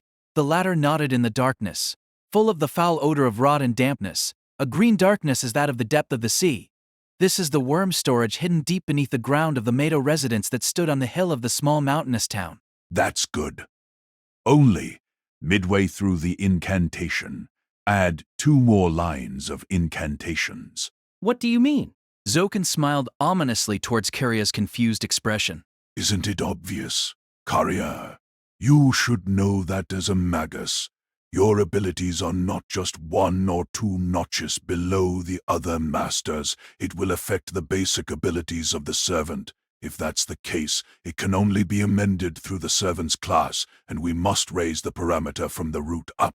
For determining the class of the servant through the alteration of the summoning incantations. Usually, the assignment of servant classes is inevitably decided by the summoned heroic spirit's own attributes.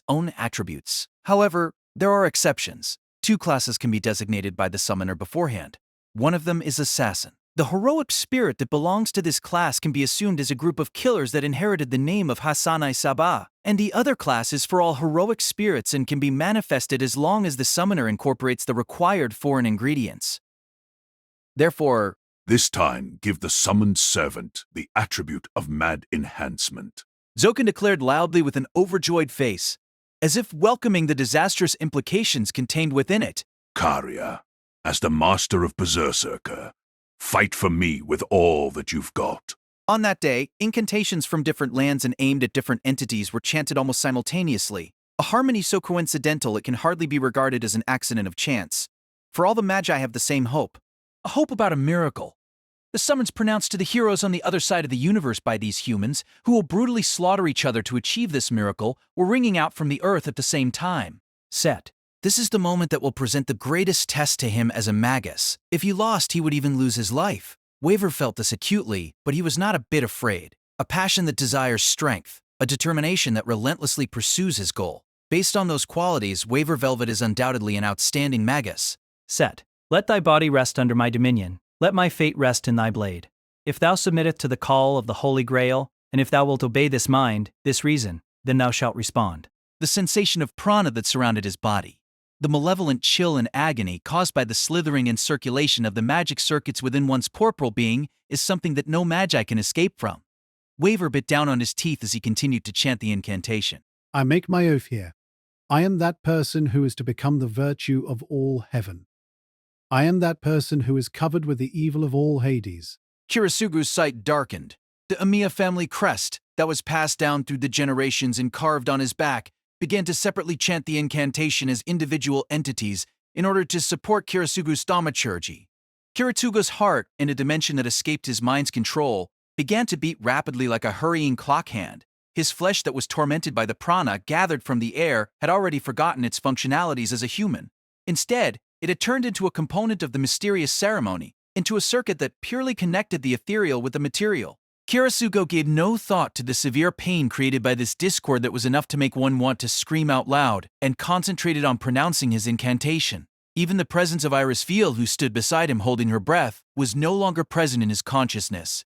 Adding the forbidden, alien ingredient in the incantations of summoning, Korea included 2 lines of incantations that would rob the sanity of the summoned heroic spirit and demote the hero to a level of a berserker. Yet thou serves with thine eyes clouded in chaos.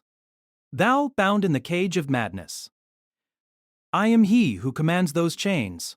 Korea is different from other magi in that his magic circuits are made from other organisms that lived within him as parasites. The anguish necessary for inciting them and activating his circuits are incomparable with that suffered by other magi. As he chanted the incantations, his limbs twitched in spasms, and blood seeped out from his shattered capillaries.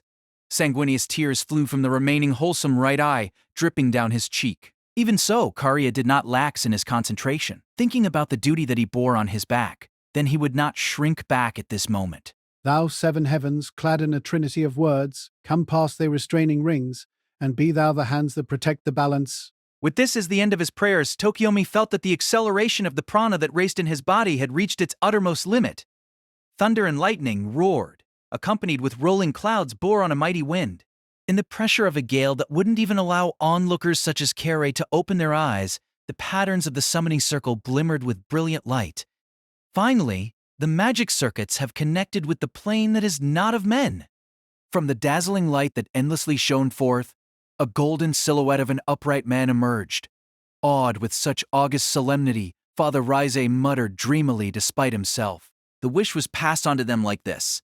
Arriving from the other side and landing here, a legendary illusion wrapped in tornado and lightning. Originally of humankind but separated from the mortal plane. Elevated to the level of elementals through powers not of men. The place where the supernatural primates gathered, from the throne of heroes that had its power of the gods suppressed, the heroic spirits weaved from the dreams of countless ordinary men descended on the earth at the same time. Then, in a forest in the night, on a stone stool enveloped by the darkness, at each of these locations someone now asked in a majestic voice,